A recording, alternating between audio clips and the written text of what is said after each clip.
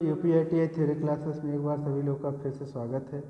Second year का next topic है AC supply system. ठीक, तो इसका पहला क्वेश्चन है आपका, what is the type of control circuit. ये कंट्रोल सर्किट है, उसको बताना है कौन सा कंट्रोल सर्किट है आपके पास। ठीक, तो कंट्रोल सर्किट में पहले समझ लेते हैं क्या है कंट्रोल सर्किट, क्योंकि आ गया है तो समझ लीजिए। ये सिंगल लाइन डायग्राम है, सिंगल लाइन डायग्राम है। L1 यानी सप्लाई है L1, उसके बाद स्टॉप बटन लगा है, पुश स्टॉप बटन जिसको पुश स्टॉप स्विच बोलते हैं।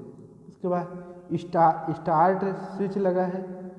ठीक, उसके बाद यहाँ पे K1 कॉन्टेक्टर लगा जिसको बोलते हैं कॉन्टेक्टर। इसमें ऑन ऑफ करने के लिए अभी क्या है, ऑफ है, ऑन है, इस पे आएगा ऑन हो जाएगा। ठीक, उसके बाद कॉन्टेक्टर K2 भी है। K2 AB क्या है, AB मतलब इसके दो पॉइंट है, उसके सप्लाई यानी तार इस पे जुड़ा है। फिर OL ओवरलोड प्रोटेक्शन है जिसको रिले बोलते हैं, ओवरलोड रिले। फिर आपका यहाँ पे सप्लाई L2 है, यानी लाइन यहाँ पे कंप्लीट हो गया। ठीक, अब ये समझते हैं सिंगल लाइन डायग्राम है। अब आगे देखते हैं।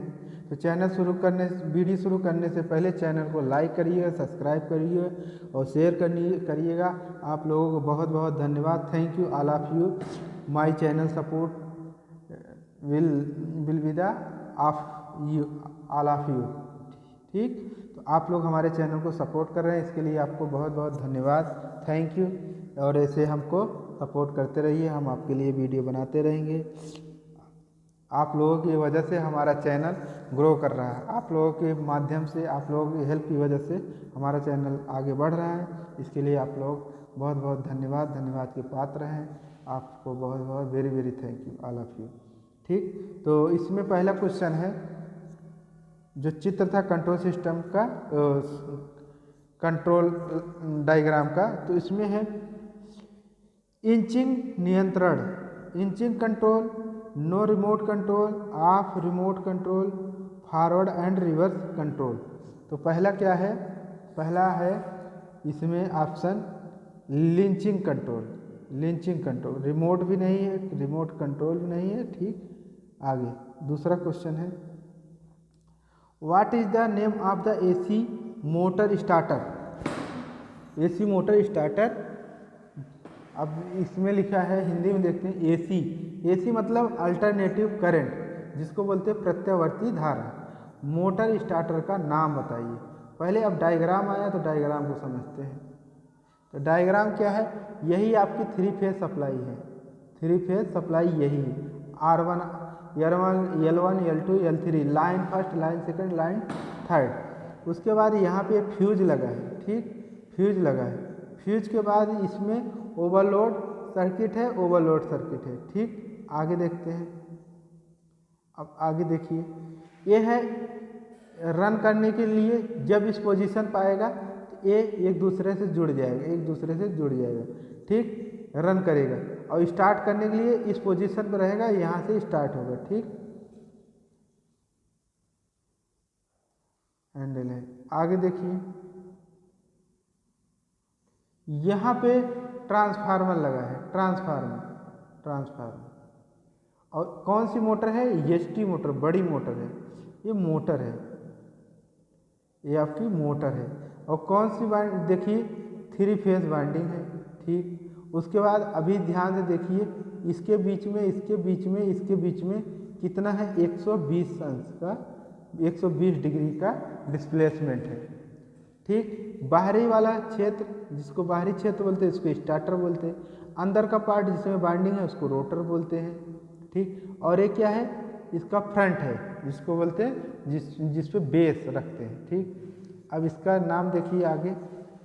तो DOL डायरेक्ट ऑनलाइन, DOL का फुल फॉर्म है direct online starter, auto transformer starter, semi auto star delta, full automatic star delta starter. तो इसमें कौन सा ऑप्शन सही होने वाला है आपका, ए ऑप्शन सही होगा। कौन सा, ए ऑप्शन सही होगा, डायरेक्ट ऑनलाइन स्टार्टर। ठीक, तो पहले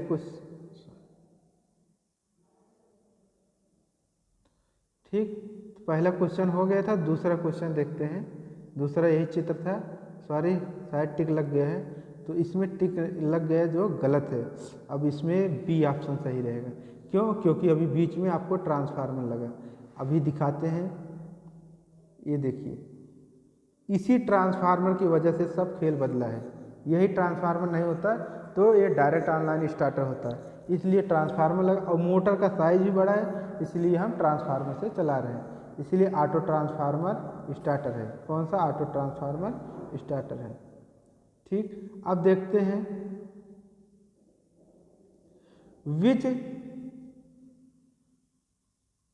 which formula is used to calculate the total electrical degree in starter of an AC motor। AC motor के स्टेटर में कुछ विद्युत डिग्री की गणना करने के लिए किस सूत्र का उपयोग किया जाता है? तो है total electrical degree, total electrical degree, total electrical degree, total electrical degree. तो इसमें तीसरे में आपका क्या होने वाला है? तीसरे में आपका सही होने वाला है आपका answer total electrical degree, total electrical degree. तीसरे में होने वाला टोटल इलेक्ट्रिकल डिग्री। ठीक, अब चौथा क्वेश्चन है। फिर चौथा क्वेश्चन है, what is the fuse rated of run at the 10 HP 3 phase induction motor at full load. Full load पर 10 HP 3 फेज प्रेरण मोटर वाले मोटर चलाने के लिए फ्यूज दर क्या होगी? ठीक, तो ये फ्यूज दर जो बता रहा है ये होता है रेटिंग, जिसको बोलते हैं दक्षता, रेटिंग दक्षता। उसी रेटिंग का, मोटर की रेटिंग और साइज देख के हम फ्यूज को कंफर्म करते हैं और उसका करंट और वोल्टेज देख के बता सकते हैं इतने रेटिंग का फ्यूज लगता है। अब इसमें क्वेश्चन में दिया गया है तो क्वेश्चन वाला देखते हैं। क्वेश्चन वाले में आपका आंसर होने वाला सी ऑप्शन 25। अगर 10 HP का मोटर है तो 25 एम्पियर का फ्यूज लगाना पड़ेगा। ठीक, आगे फिर आया तो अब ये है what is the name of connected make as x. संपर्क का नाम क्या है जिसे यक्स के रूप में दर्शाया गया है? तो भैया अब यक्स के रूप में दिखाया गया है तो क्या है? यक्स क्या है? कॉन्टेक्टर है। ये है लाइन, यहाँ सप्लाई, ये है फ्यूज, ये है स्टार्ट और ये है ऑन। यहाँ से स्टार्ट करेंगे तो ऑन हो जाएगा, कॉन्टेक्टर भी ऑन ऑफ होगा। K1 K2, K2 भी कॉन्टेक्टर है लेकिन यहाँ पे नो वोल्ट कॉइल है, नो वोल्ट कॉइल, ये भी कॉन्टेक्टर और न्यूट्रल है। ओवरलोड रिले ए है, ओवरलोड रिले इस तरीके से बनता है ओवरलोड रिले। ठीक, तो आगे देखते हैं स्टार कॉन्टेक्टर, स्टार संपर्क, डेल्टा संपर्क, सहायक संपर्क, ओवरलोड रिले। तो एक्सिलरी कॉन्टेक्टर है। क्यों? सहायक कर रहा है, एक्सिलरी कॉन्टेक्टर। पांचवें में क्या होने वाला है? पांचवें में होने वाला है आपका सी ऑप्शन। कौन सा? सी ऑप्शन, ऑक्सिलरी कॉन्टेक्टर। क्यों? क्योंकि ये सहायक एक दूसरे के सहायता में कर रहे हैं। ठीक, आगे देखते हैं what is the type of AC motor starter winding. AC motor winding का प्रकार क्या है? Single layer basketing winding, double layer basketing winding, involute coil winding और डायमोटेड कॉइल बाइंडिंग, हीरा कुंडली बाइंडिंग, जटिल कुंडली winding, double layer basket winding, single layer basket winding. ठीक, तो इसमें आपका चौथे में क्या है? सॉरी छठे में होने वाला आपका ए ऑप्शन सही है। कौन सा? ए वाला, सिंगल लेयर बाइंडिंग। ठीक, आगे सातवें, और इस टाइप के क्वेश्चन आपको एग्जाम में 100% एक ना एक मिलने वाला है, क्योंकि आप सेकेंड ईयर के स्टूडेंट हैं। अगर फर्स्ट ईयर में होता तो कभी नहीं देता, फर्स्ट और सेकेंड ईयर में है तो 100% भी देगा। Which operation the coil circuit is use, नियंत्रण सर्किट किस प्रचालन में उपयोग किया जाता है। और ये इस तरीके से कंपनी में आप कहीं पे काम करेंगे वहाँ पे 100% आपको मिलेगा देखने के लिए कंट्रोल डायग्राम। ठीक, L1 stop start CR control coil है, कॉन्टेक्टर है, ओवरलोड रिले है, L2 लाइन सेकंड है, कॉन्टेक्टर है और कॉन्टेक्टर फर्स्ट है, और रेजिस्टेंस है, नहीं रेजिस्टेंस नहीं, रिमोट है। ठीक, तो आगे देखते हैं ऑप्शन क्या क्या है। रिमोट कंट्रोल लिंचिंग और अनुक्रमण नियंत्रण आगे और पीछे की तरफ। ठीक, तो 7वें नंबर में क्या होने वाला है, 7 नंबर में बी ऑप्शन सही होने वाला है, बी ऑप्शन लिंचिंग होने वाला है। ठीक, अब ये है क्वेश्चन, समझ लीजिए हल करने के लिए। तो इसका जो है फार्मूला बता दे रहे हैं। 50 हर्ट्ज की आवृत्ति 6 पोल वाले 6 ध्रुव वाले AC 3 फेज सप्लाई की सिंक्रोनस स्पीड यानी गति क्या है। तो इसका फार्मूला होता है NS बराबर 120 F/P। P कितना है, 6 है, P 6 है, NS हमको निकालना है, फ्रिक्वेंसी हमारा 50 हर्ट्ज दिया है। ठीक, दिया है। अब आगे देखते हैं, NS बराबर 120 गुणे फ्रिक्वेंसी 50 हर्ट्ज और पोल कितना दिया है, 6 दिया है। तो 6 दूनी 12, 12 हो गया, 6 दूनी 12, तो 12 मतलब 200, 200 में 5 से गुणा करेंगे, 5 दूनी 10, आपका 1000 ऑप्शन आएगा। ठीक, 1000 ऑप्शन आ जाएगा। 8 में 1000 ऑप्शन आ जाएगा। ठीक, इस तरीके से लगाएंगे। और calculate the percentage slip in a phase 3 phase induction motor having 6 pole with a frequency of 50 hertz rotating with actual speed in 960 RPM। RPM मतलब rotating per minute. 3 phase induction motor में प्रतिशत स्लिप गणना करें जिसमें 50 hertz की आवृत्ति के साथ 6 पोल होते हैं जो 960 RPM की वास्तविक के साथ घूमती है। तो कितना आएगा ऑप्शन 9 में आपका हल करने वाला वही फार्मूला लगेगा जो अभी पीछे बताए हैं। 9 में आने वाला है सी ऑप्शन आने वाला है।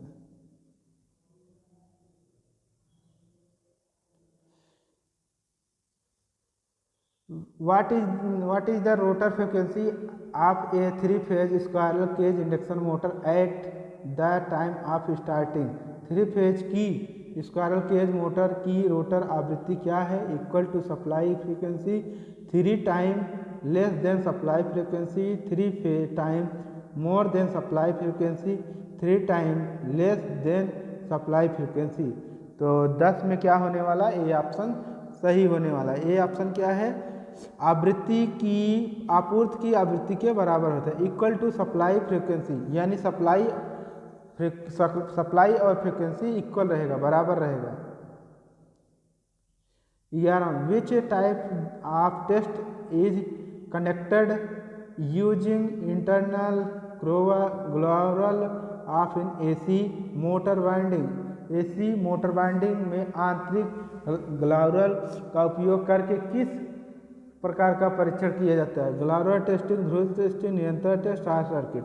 तो 11 नंबर में क्या होने वाला है, डी। और ये सब क्वेश्चन अभी पीछे हो चुका है। तो प्लीज़ आप लोग मेहनत से पढ़िए और अच्छे नंबर लाइए, फिर कमेंट करिए, तब मज़ा आएगा। और चैनल को आप शेयर करिए, सब्सक्राइब करिए, लाइक करिए।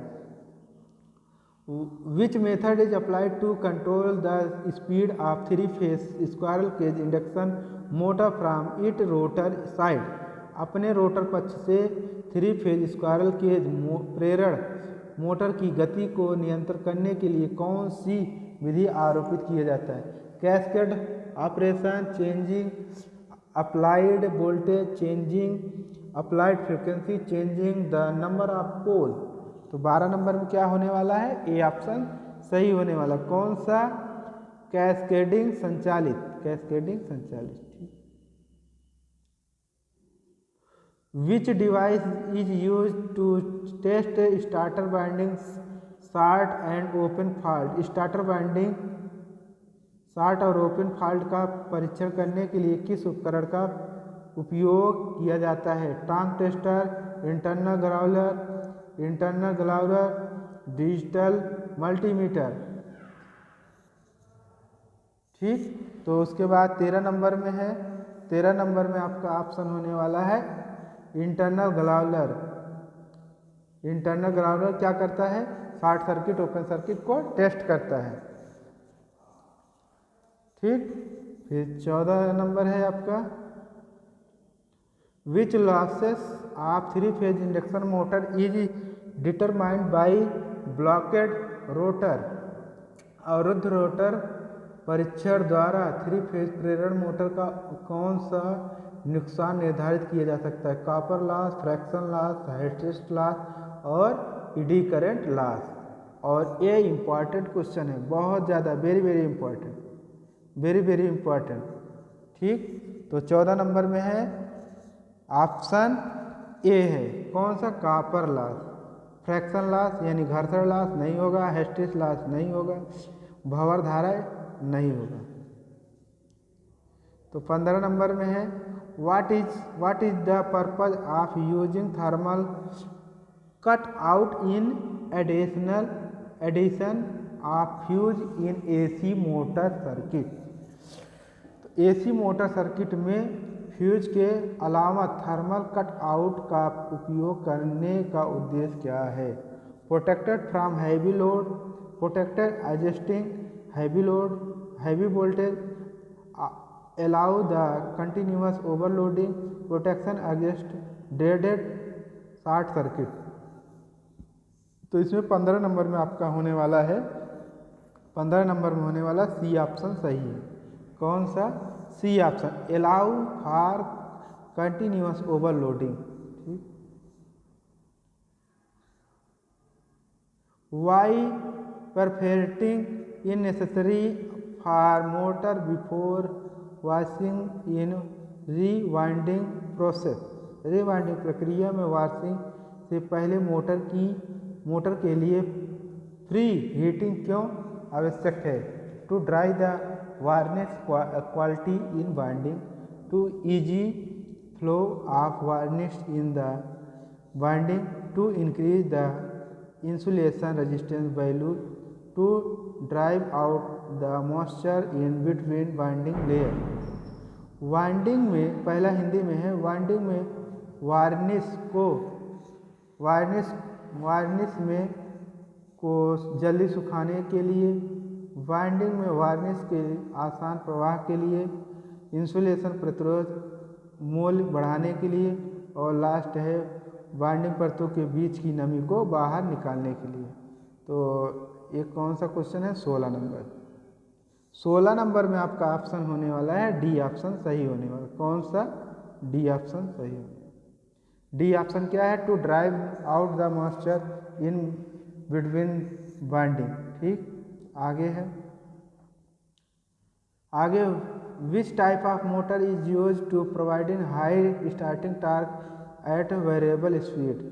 तो इसमें inversion motor, permanent capacitor motor, 3 phase slip ring induction motor, 3 phase single squirrel cage motor induction motor. 17 number में क्या होने वाला? सी ऑप्शन सही होने वाला। क्या है? C option, 3 phase slip ring induction motor. तो अगला 18 नंबर है which material is used advanced in winding process. तो इसमें वाइंडिंग प्रक्रिया में वेजेज के रूप में सामग्री का उपयोग किया जाता है एम्पियर, कंपास, वाश और टेली रिंग। तो 18 नंबर में क्या होने वाला? सी ऑप्शन सही होने वाला। कौन सा? सी ऑप्शन सही होने वाला। 19 नंबर में है एसी इंडक्शन मोटर में बलागुड़ और स्लिप रिंग के बीच में क्या संबंध होता है। बहुत ज़्यादा important, very very important question, very very important question. ये सब मान लीजिए आएगा क्वेश्चन पेपर में। और प्लीज़ चैनल को लाइक और शेयर सब्सक्राइब करते रहें। तो slip increase, torque decrease, slip increase, torque increase, slip decrease, torque increase, slip decrease, torque increase. तो 19 नंबर में क्या होने वाला है, 19 नंबर में आपका बी ऑप्शन सही होने वाला है। क्या है, बी ऑप्शन सही होने वाला है। और लास्ट क्वेश्चन है which test in binding in initial before giving supply, आपूर्ति देने से पहले बाइंडिंग में कौन सा परीक्षण होता है। Ground test, polarity test, open circuit test, short circuit test. तो कौन सा होने वाला है, इसमें बी ऑप्शन सही है, पोलैरिटी टेस्ट होता है। पोलैरिटी मतलब एक एक तार करके।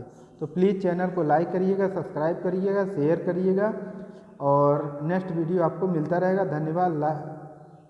ऑल ऑफ यू स्वस्थ रहें, मस्त रहें, पढ़ते रहें और चैनल को शेयर सब्सक्राइब ईमानदारी से करते रहें। और सभी लोगों को धन्यवाद हमको सपोर्ट करने के लिए और हमारे चैनल को।